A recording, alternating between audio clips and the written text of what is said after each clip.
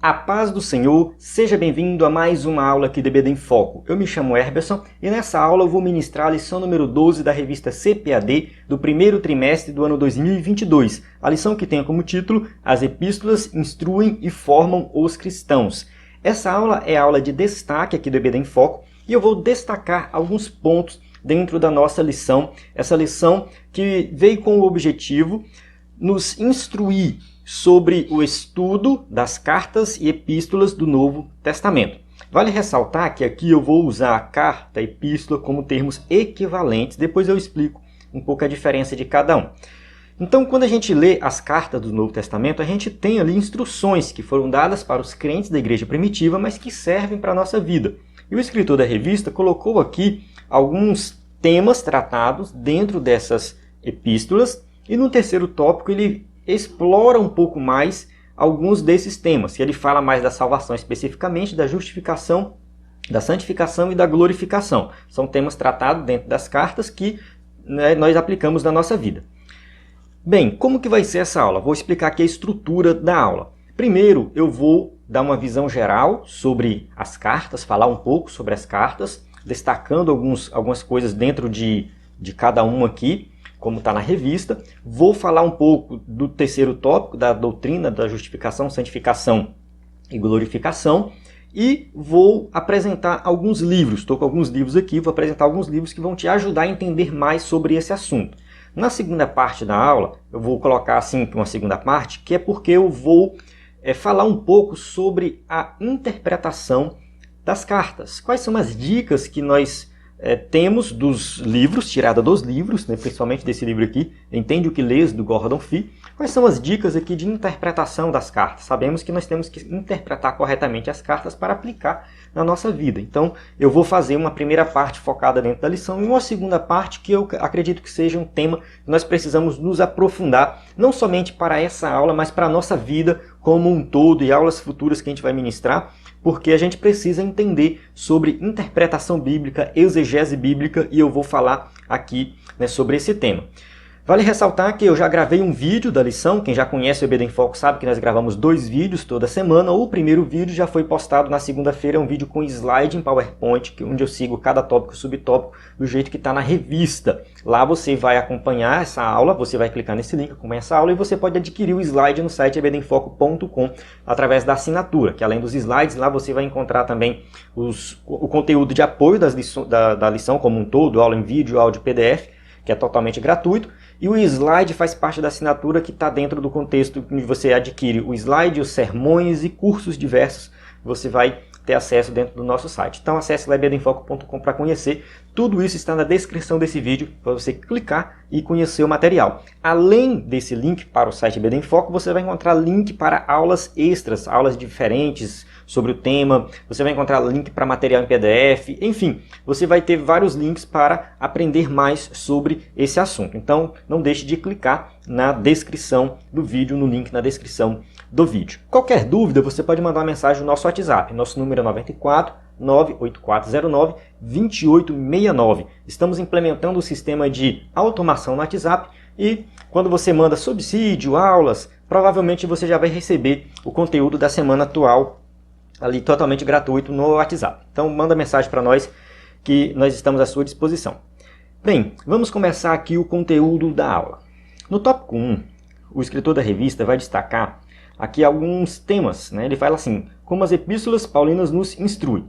Então a gente tem instruções salvíficas. No tópico 1, basicamente, as epístolas de Paulo. Basicamente, no tópico 1, somente essas epístolas. No tópico 2, as epístolas gerais. E no tópico 3, as doutrinas. A gente vai falar de justificação, santificação e glorificação. No tópico 1, falando sobre Paulo, o escritor resolveu aqui colocar logo no tópico 1.1, sobre salvação. Quais são as epístolas de Paulo que ele trata mais de salvação? Não é que ele fala somente de salvação. Ele fala mais de salvação. Eu vou falar aqui de alguns detalhes que você precisa entender quando lê as cartas do Novo Testamento. O primeiro, todas elas são ocasionais, surgem de uma ocasião específica e visam a essa ocasião.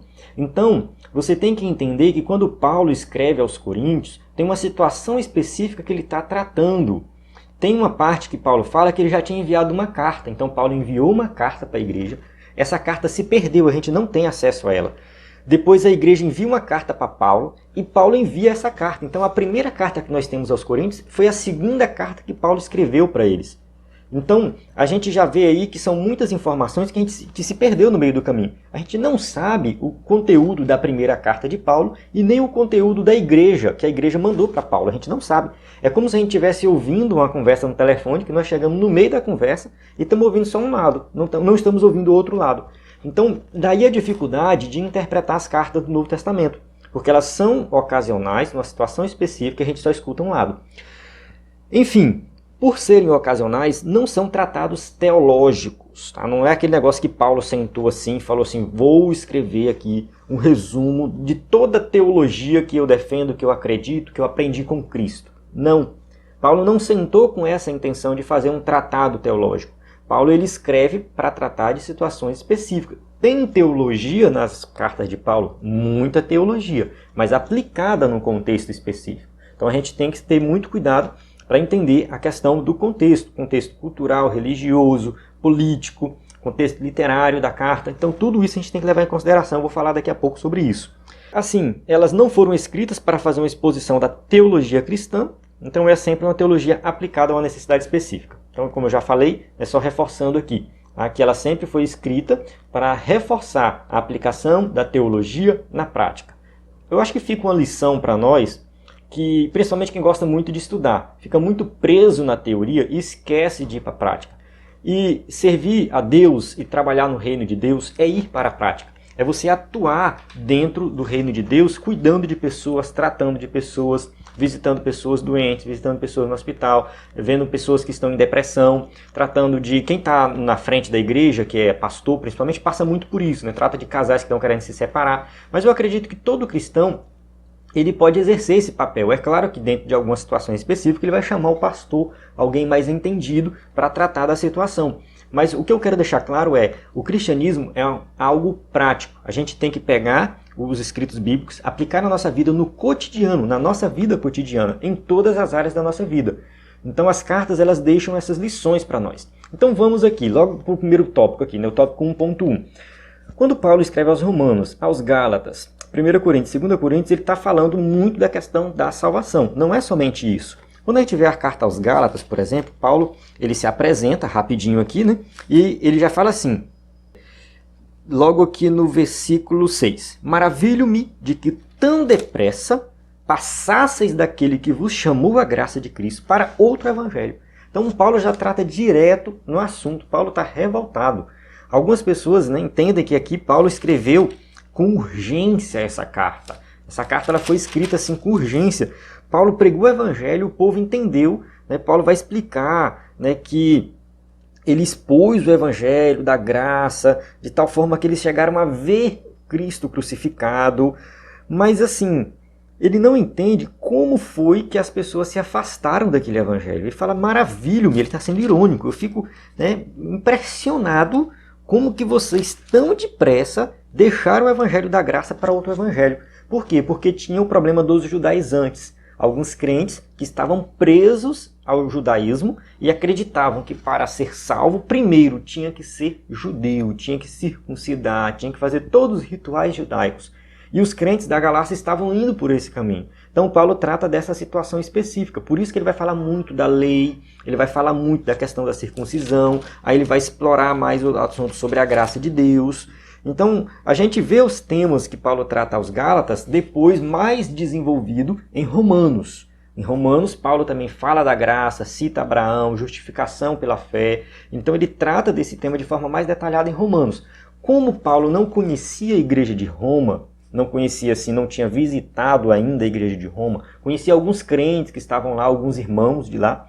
Então, Paulo resolve escrever uma carta mais impessoal aos romanos, tratando desse tema da justificação de maneira mais ampla, um pouco diferente da carta aos Gálatas, que é um pouco mais pessoal. A carta de Coríntios é pessoal, a carta de Filipenses é pessoal. Então, Paulo trata dessas situações ocasionais e ele desenvolve a sua teologia dentro desse contexto, e é assim que a gente precisa entender. Então assim, eu não vou entrar muito em detalhes do jeito que está na revista, até mesmo porque na outra aula eu segui exatamente a revista, então eu vou pular algumas coisas aqui, né? Eu vou pular. A gente tem aqui instruções a respeito de Cristo no tópico 1.2, que ele vai citar aqui Efésios, Filipenses, Colossenses. As cartas de Paulo aos Efésios, Filipenses e Colossenses foram escritas dentro do mesmo contexto. Paulo estava preso, então aqui ele vai tratar da cristologia, tá? O que Cristo representa na nossa vida e na vida da igreja. Paulo vai tratar desse tema. Aos Filipenses, por exemplo, tem uma carta muito bonita, ele fala muito de alegria, apesar dele estar preso, então ele mostra que o viver é Cristo, que a alegria dele depende de Cristo, não depende das circunstâncias externas. Então Paulo vai, né, detalhar sobre essa questão de viver em Cristo, ser feliz em Cristo e tomar Cristo como exemplo. Tá? No capítulo 2 aqui de Filipenses, que é muito famoso, né, que ele vai falar assim, né, de sorte que haja em vós o mesmo sentimento que houve também em Cristo. Aí ele vai, né, falar que sendo em forma de Deus, não teve por usurpação ser igual a Deus. Então aquela passagem que fala que Jesus, mesmo sendo Deus, não pegou, né, não apegou-se a isso para, né, levar vantagem em alguma coisa. Estamos falando de humildade, que Cristo foi humilde, que se humilhou e que nós também devemos seguir o mesmo exemplo de Cristo. É bem interessante. Aos Colossenses, né, Paulo escreve aos Colossenses apresentando Cristo como sendo aquele que está acima de tudo, de toda a sabedoria, de todo o conhecimento. Aqui no versículo 13, capítulo 1, versículo 13, ele fala assim, ó, ele nos tirou da potestade das trevas e nos transportou para o reino do Filho do seu amor. Então ele vai apresentar aqui como o crente saindo de um reino de trevas, de pecado, e indo para um reino diferente, o reino de luz, o reino de Cristo, como se o crente vivesse em uma outra dimensão. Então a cristologia em Colossenses é um pouco mais avançada. Aí ele vai apresentar Cristo, né, que é a imagem do Deus invisível, primogênito de toda a criação, porque nele foram criadas todas as coisas que há nos céus, na terra, visíveis e invisíveis, sejam tronos, sejam dominações, sejam principados, sejam potestades, tudo que foi criado por ele e para ele. Então ele tem o domínio sobre tudo, ele criou todas as coisas, ele não tem nada que não está no controle de Cristo. Então a cristologia em Colossenses é bem avançada, é bem interessante você se aprofundar nesse tema. Depois, em Tessalonicenses, ele vai falar mais da vinda de Jesus, vai falar do anticristo.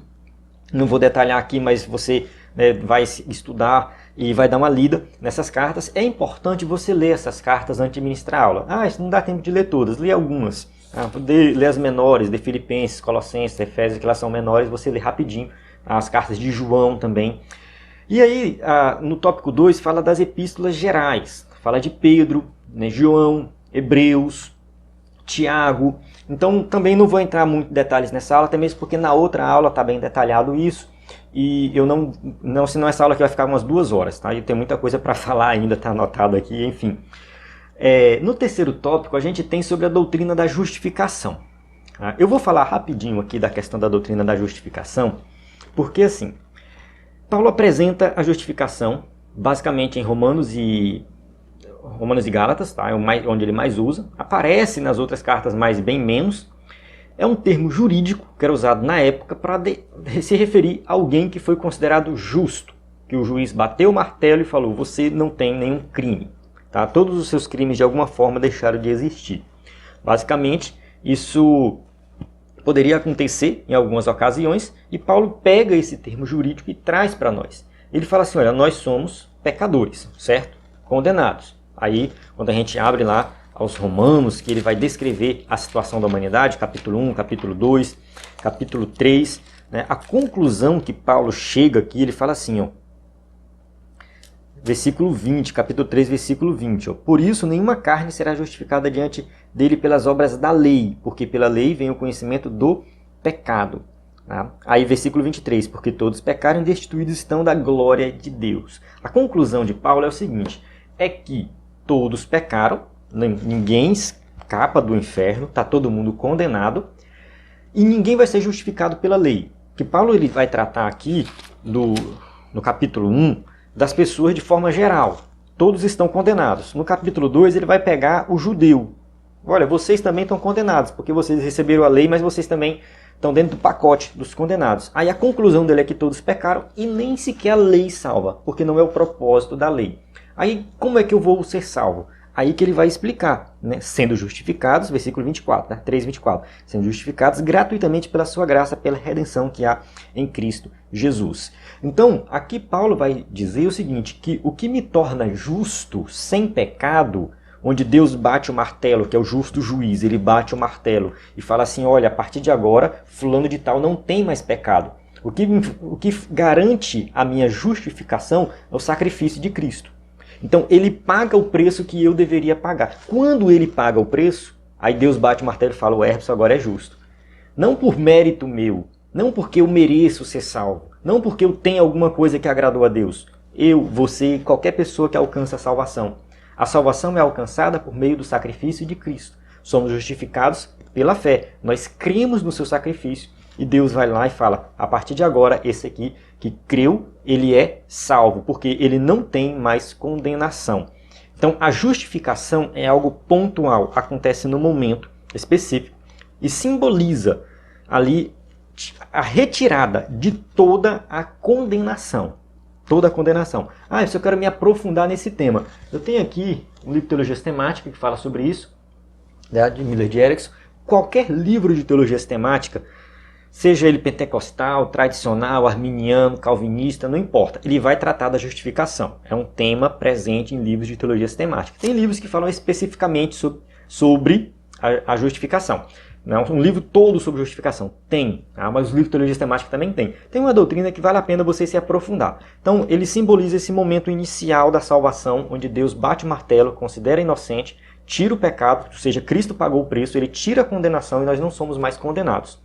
A partir daí da justificação é que começa todo o nosso processo de crescimento na vida espiritual. É claro que a salvação, o tema salvação, ele é bem amplo. A gente pode falar que a partir da justificação nós somos adotados na família de Deus, nós somos regenerados, ou seja, nos tornamos uma nova criatura. Então tem todo um processo, né, dentro dessa questão da salvação. Mas o que é destacado aqui é a santificação. Uma vez que eu fui justificado, agora eu tenho que passar pelo processo de santificação. Então, santificação, ela tem aquela santificação que é posicional, que você se considera o quê? Você se considera não. Você é considerado por Deus como alguém que é separado do mundo. Tá? Você é separado para Deus. No Antigo Testamento, o processo de purificação de um objeto e santificação de um objeto tinha como propósito fazer aquele objeto ser usado somente na obra de Deus. Eu estou dando um exemplo de um objeto que acontecia no tabernáculo e no templo. A mesa dos pães da proposição, os pães da proposição, o candelabro de ouro, enfim, vários objetos podiam ser usados nesse propósito, ou seja, era santificado, separado para Deus. Os levitas, santificados, separados somente para servir a Deus. Então a santificação tinha essa ideia de ser separado do mundo, né, sair do mundo e ser separado para Deus. Então nós somos santos. Isso Paulo coloca nos seus ensinos, Pedro coloca nos seus ensinos, vós sois, né, nação santa, enfim, nós somos santos, separados, de uma forma posicional. E tem a santificação progressiva, que tem a ver com crescimento espiritual, onde nós vamos melhorando cada vez mais, nos tornando mais parecidos com Cristo. Aqui a revista vai citar alguns versículos, por questão de tempo, eu não vou ficar lendo os versículos, procurando aqui na Bíblia, só para a gente ganhar tempo mesmo, tá? Hebreus 12:14 fala que sem santificação ninguém verá o Senhor. Tá? Então, assim, 1 Pedro 1:15-16. Vou só ler aqui 1 Pedro rapidinho para a gente, né, meditar sobre essa questão da santificação, porque eu já quero ir para outra parte da aula. A gente já está aí finalizando aqui o tópico 3. Tá? 1 Pedro 1:15-16, ele fala assim, né? Mas como é santo aquele que vos chamou, sede vós também santos em toda a vossa maneira de viver, porquanto está escrito, sede santos porque eu sou santo. Então, Pedro vai colocar aqui que nós temos que ser santos porque Deus é santo. Isso é lá do Antigo Testamento. Ou seja, separado do mundo, separado do pecado, vivendo somente para Deus. Então, a ideia é essa, nós temos que ser santos em toda a nossa maneira de viver. Tem a ver com o cotidiano, com a vida cotidiana. A santidade, né, muita gente pensa que santidade é vestimenta e tudo mais. Não, faz parte, tudo bem, pode ser que faça parte. Mas santidade tem a ver com nós vivermos no cotidiano como pessoas separadas do mundo e procurando cada vez mais ser parecidos com Cristo. O que Cristo faria nessa situação? Como que ele agiria? Como que ele falaria? Isso você tem que, né, refletir sobre isso no seu cotidiano. E por último, a glorificação. O que seria a glorificação? A glorificação é o processo final da nossa salvação. A salvação, ela já foi consumada. Cristo falou que já está consumado, nós já somos salvos, mas nós temos algumas passagens bíblicas que indicam que a nossa salvação ela vai ser consumada assim. Consumada não. Ela vai ser finalizada na glorificação. Como assim finalizada? Porque assim, quando nós somos justificados, nós somos livres da condenação do pecado. Então o pecado não nos condena mais. Tá? Não nos condena. O diabo pode nos acusar do jeito que quiser, mas o pecado ele não nos condena mais. Porque em Cristo nós já alcançamos a misericórdia de Deus. Mesmo depois de crente, se eu cometer algum pecado, Jesus perdoou todos os teus pecados. Então só basta você confiar nele, pedir perdão e arrepender-se do seu pecado. Mas enquanto você estiver em Cristo, você é uma pessoa salva. É claro, vai buscar se libertar do pecado. Esse processo de buscar se libertar do pecado e não ter mais domínio do pecado é chamado de santificação. Ou seja, na santificação o pecado não tem mais domínio sobre nossa vida. Então antes, quando nós vivíamos no mundo, o pecado dominava a gente. Depois, o pecado parou de dominar, na santificação. E quando nós chegarmos na glorificação, que é o estágio final, lá na glória, aí o pecado não terá mais a presença, ou seja, não teremos mais a presença do pecado na nossa vida. Então o pecado vai deixar de existir. Então a glorificação é nesse sentido, onde nós não viveremos mais na presença do pecado. Não existirá mais a possibilidade de pecar. Então a glorificação, esse é o último estágio, é o último momento. Então, Efésios 4,13, a medida da estatura de Cristo. Então é algo que nós procuramos hoje, mas só vai acontecer na glória. Certo? Então todas as vezes que você vê alguma passagem falando de algo que vai acontecer só no futuro relacionado à nossa salvação, é relacionado aí à questão da glorificação. Amém? Então eu encerro aqui essa primeira parte. Fui falando aqui mais ou menos dos livros, Então, para você se aprofundar nisso, eu vou apresentar aqui o livro do Panorama do Novo Testamento, do Robert Gundry.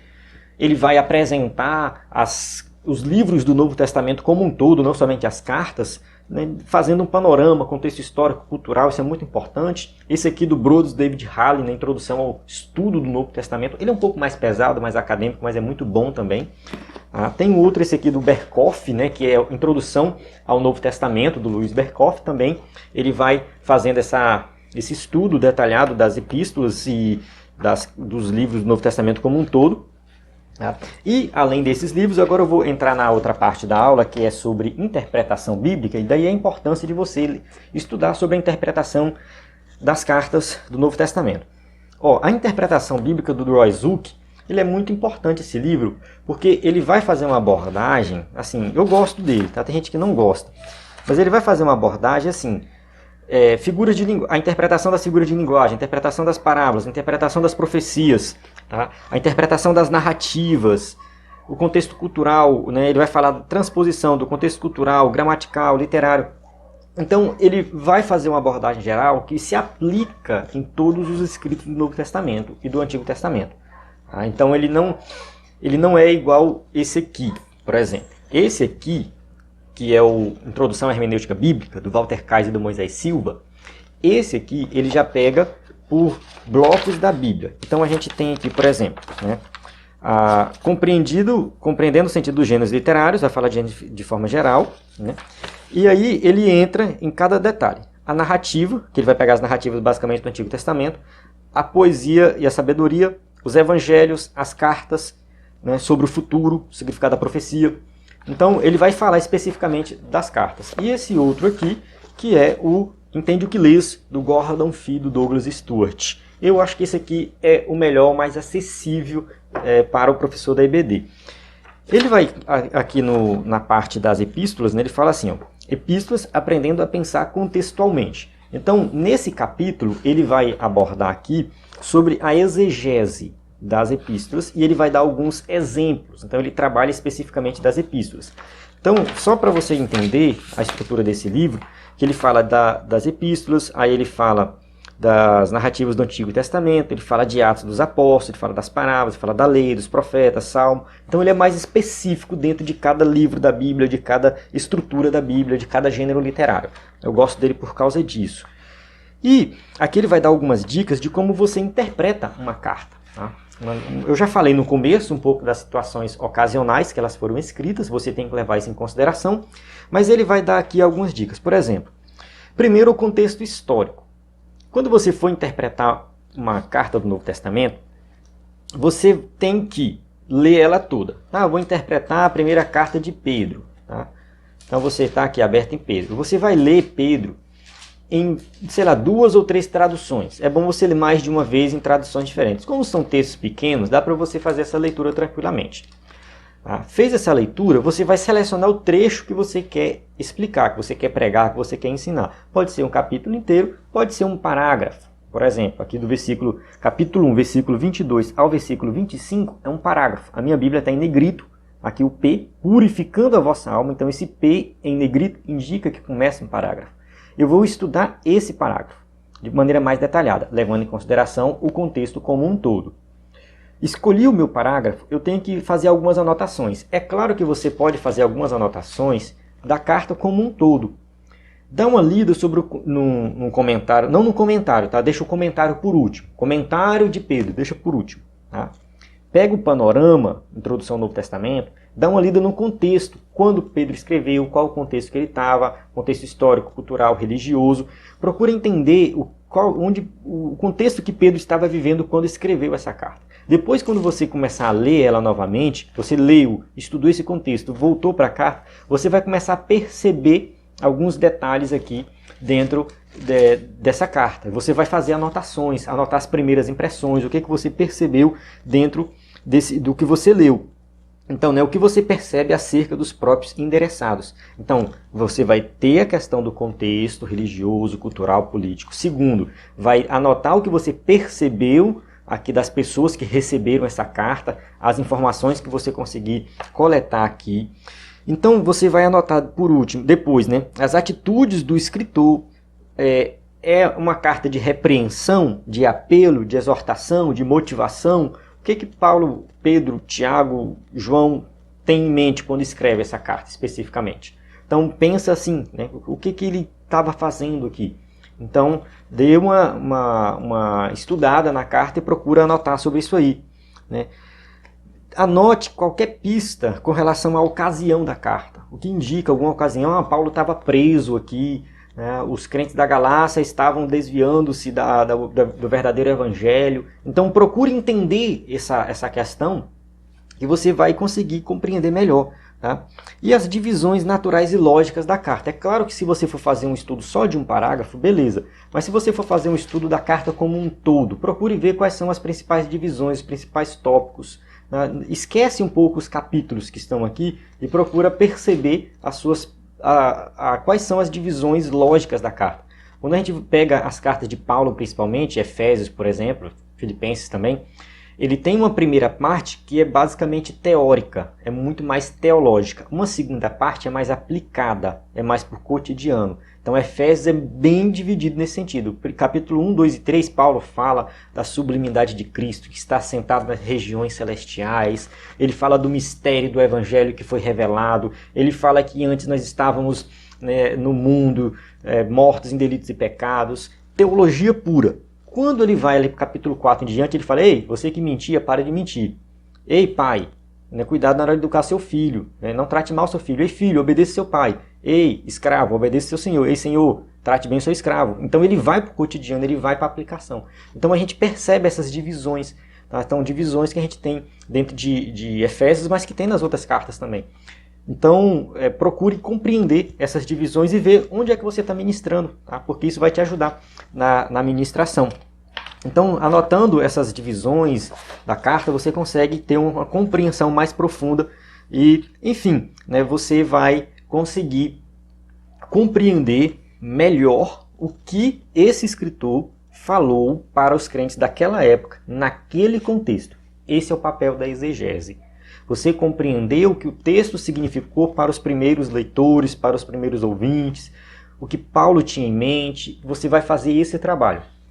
Depois você vai fazer a ponte para os dias de hoje. Aqui o escritor desse livro, o Gordon Fee e o Douglas Stuart, eles vão se referir aqui à hermenêutica, que é a interpretação que é aplicada nos dias de hoje. Tá? Ele vai, né, usar a palavra hermenêutica nesse sentido. Ele fala assim, ó, na exegese, pelo menos ainda que haja discordância em pontos específicos, a maioria das pessoas concorda quanto aos parâmetros do significado. Há limitações, mas geralmente todo mundo concorda. Né? Temos várias limitações, mas a gente concorda. Agora, quando a gente traz para a hermenêutica, eu falo, no entanto, nenhum consenso de parâmetros como esse parece existir para a hermenêutica. Né? Aprender a escutar o significado do contexto dos nossos próprios dias. Tá? Ele trata a hermenêutica aqui como princípios básicos de interpretação, tá? A hermenêutica é isso, mas ele parte do princípio de que todo leitor está fazendo a interpretação. Todo leitor está fazendo a interpretação. E ele leva para o texto bíblico aquela carga teológica vivida dele na vida inteira. Então, quando ele leva para o texto bíblico essa carga teológica, esse conhecimento que ele tem do passado, ele acaba influenciando muitas vezes no significado do texto.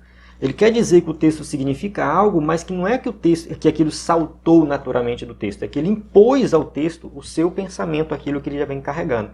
Então, a hermenêutica ela é muito perigosa se ela não for realizada com uma exegese detalhada. Então, a exegese é quando você vai estudar o texto de maneira mais detalhada de acordo com aquele contexto para saber o significado para aquelas pessoas. Quando você faz a ponte para os dias de hoje, para fazer a aplicação para os dias de hoje, aí a coisa complica. E ele vai citar aqui, nesse livro, não dá para a gente se aprofundar, que é muita coisa, mas ele vai citar aqui casos, tipo, por exemplo, o uso do véu. Lá ele fala que, né, as mulheres têm que usar o véu. A questão de comer carne oferecida a ídolos. Isso as coisas foram para aquela época, do contexto da época, ou vale para os dias de hoje. Então ele tenta, né, aqui levantar alguns questionamentos e faz a interpretação de alguns textos que eu acho bem interessante nesse sentido. Então a gente tem que ter muito cuidado. Muito cuidado na hora de fazer essa aplicação. Ele coloca aqui algumas regrinhas. Tá? Eu vou ler algumas coisas aqui rapidinho. Fala assim, ó. Regra número 1. Tá? O texto não pode significar aquilo que nunca poderia ter significado para o seu autor ou seus leitores. Então, eu quero trazer um significado do texto para os dias de hoje, mas na época ele significava isso? Se não, está errado. Tá? Os autores, o autor, o que Paulo tinha em mente, o que os leitores entenderam, a gente tem que procurar compreender para trazer para os dias de hoje. Tá? Então, enfim, né? Tem que fazer essa... Ele dá até um exemplo aqui da questão dos dons, né, que fala assim, quando vier o que é perfeito, o que é imperfeito desaparecerá. Alguns teólogos hoje dizem que o que é perfeito é o Novo Testamento. Então, quando o Novo Testamento veio, não tem mais necessidade dos dons espirituais, já veio o que é perfeito. Só que isso não está no texto. É uma exegese muito mal feita do texto, uma interpretação errada, uma aplicação errada. As pessoas não tinham isso em mente. Paulo não tinha em mente o Novo Testamento. Quando o Novo Testamento estiver pronto, cessa os dons. Tá? Então, quando você lê o contexto, procura compreender, você entende que ali Paulo está falando da glória, não do Novo Testamento pronto. Enfim, não vou entrar em detalhes aqui também, que é uma outra situação, mas a gente tem que procurar saber o que o autor e os primeiros leitores tinham em mente e como que eles entenderam esse texto. Né? Outra regra que ele coloca aqui, ó. Sempre quando compartilhamos de circunstâncias comparáveis, no caso situações de vida específicas semelhantes, a do destinatário do século I, a palavra de Deus para nós é a mesma palavra que foi direcionada para eles. Ou seja, quando eu tenho uma situação que eu olho para aquela época e olho para os dias de hoje, eu vejo uma ponte muito boa aqui. Então o que serviu para ele serve para mim também. Então são regrinhas que ele vai colocando aqui para nós entendermos aí como que aprendermos a fazer uma aplicação. Então a aplicação do texto ele tem que estar relacionado ao significado do texto no original, para trazer para os dias de hoje. Alguns textos são descritivos, simplesmente descrevem uma situação. Outros textos são prescritivos, ou seja, prescrevem uma situação, algo que nós devemos de fato fazer. Quando Paulo escreve a Filemon, que tem Onésimo, que é o escravo, que Paulo manda Onésimo voltar e continuar sendo escravo de Filemon, Paulo não está prescrevendo a escravidão como um padrão. Não, nada disso. Era o contexto cultural da época, as relações trabalhistas eram assim. Aquele escravo, né, ele tinha que servir o seu senhor. Então Paulo não está fazendo uma revolução escravagista, né, ou seja, de libertação dos escravos, e nem está apoiando o Império Romano nessa questão. Nada disso. né? Paulo simplesmente pega a situação, ali são dois crentes, um é senhor, o outro é escravo.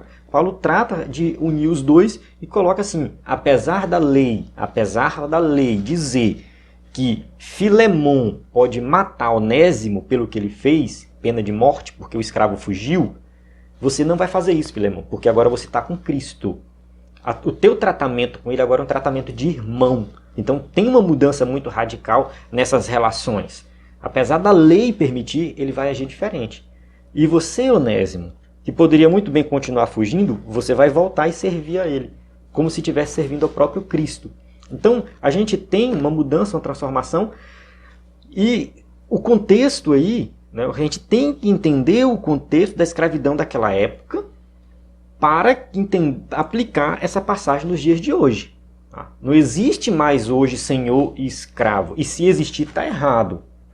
O que existe hoje são relações trabalhistas de um é um gerente, o chefe da empresa, o outro é um empregado, recebe seu salário, mas o princípio de aplicação é o mesmo.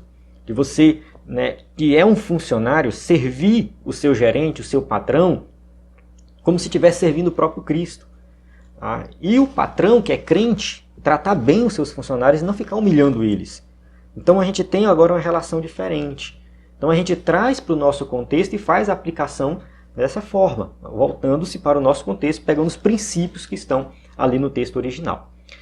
Bem, é muito mais profundo do que isso, tem muito mais coisa para falar, tem muito mais dicas para dar, só que infelizmente não vai dar para nós nos continuarmos aqui. Tá? De qualquer maneira, dentro do site do EBD em Foco nós temos muito conteúdo, vou procurar deixar uns vídeos na descrição que vão te ajudar, algum material em PDF que vai te ajudar também.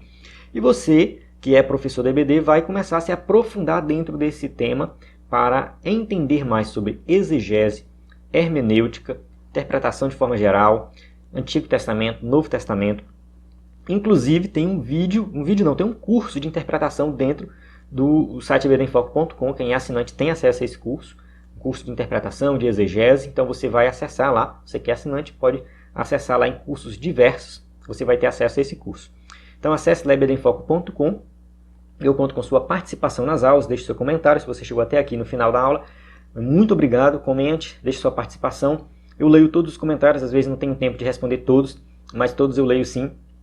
E suas informações, enfim, acabam contribuindo para o crescimento do canal e do site ebdemfoco.com, que é algo bom para todos nós. A paz do Senhor, até a próxima aula.